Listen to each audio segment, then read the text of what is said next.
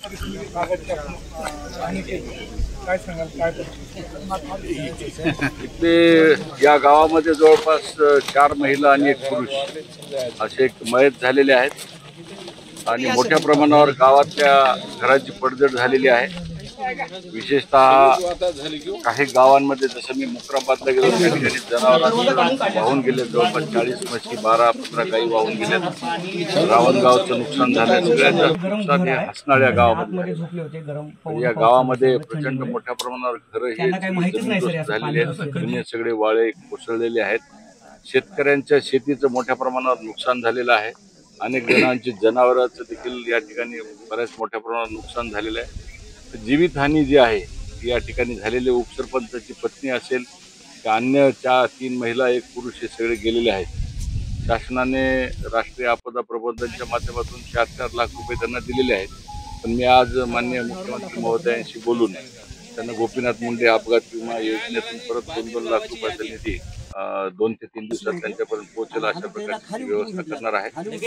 आम्ही या भागातले जे जनावर गेलेले आहेत त्या संदर्भात विभागीय म्हणजे कमिशनर जे आहेत प्रवीण देवरे महाराष्ट्राचे, त्यांच्यासोबत बोलून जेवढ्या जनावरांचं जे नुकसान आहे त्याच्या नियमावलीमध्ये थोडासा या आपत्तीच्या संदर्भात लक्षात घेऊन वाढीव स्वरूपामध्ये यांच्या दुभते काही जनावर यांची देखील मदत करण्यासंदर्भात त्यांना सांगितले। त्यांनी पण कलेक्टर साहेबांना याच्या संदर्भात आदेश दिलेले आहेत। त्यामुळे त्यांच्यासोबत पण माझा संवाद झालेला आहे। माननीय अनुप पाटील माझ्या सोबतच होते।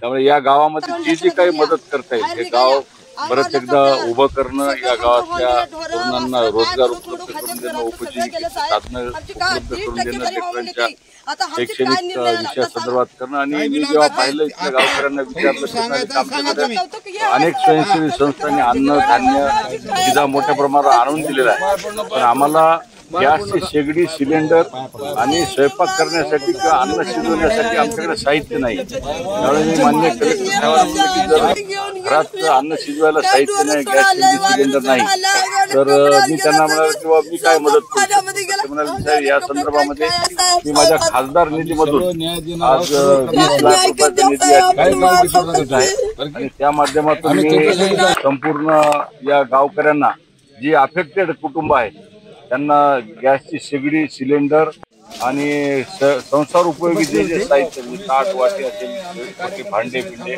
असे सगळं काही त्यांना पूर्णपणे या ठिकाणी कलेक्टर साहेबांना आज मी माझं पत्र आता इथं तुमच्या समोर देत आहे आणि ते पत्र घेऊन गणेश चतुर्थीच्या आधी या गावातल्या संसारात त्यांना सगळीकडे स्वयंपाकाचं साहित्य आलं पाहिजे आणि त्या लोकांना अन्न गोड लागलं पाहिजे। या घरात एक लेडीज होती, वय जास्त 60 वर्ष, या रकमेच्या सोडून राष्ट्रीय आपदा झालेली आहे।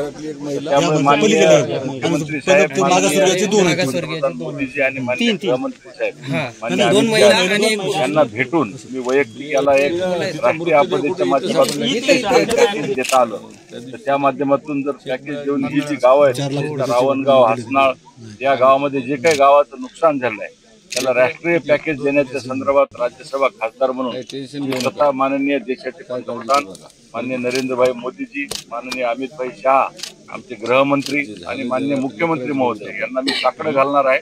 तर निश्चितच माझ्या विनंतीला ते मान देतील, कारण या गावातली जी दयनीय अवस्था आहे माझा लेखी अहवाल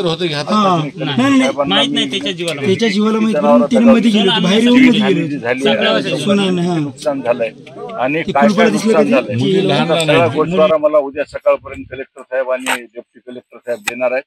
तो गोषवारा घेऊन मी माननीय मुख्यमंत्री आणि आमच्या देशाचे दोन्ही कर्तबगार नेते या दोघांनाही भेटून या गावातल्या हानीच्या संदर्भातला गोषवारा देऊन पॅकेज देण्याच्या संदर्भात, तसं तर 22 गावचं नुकसान झालेलं आहे, तर त्या दृष्टिकोनातून देखील मी पूर्णपणे प्रामाणिकपणाने प्रयत्न करणार आहे।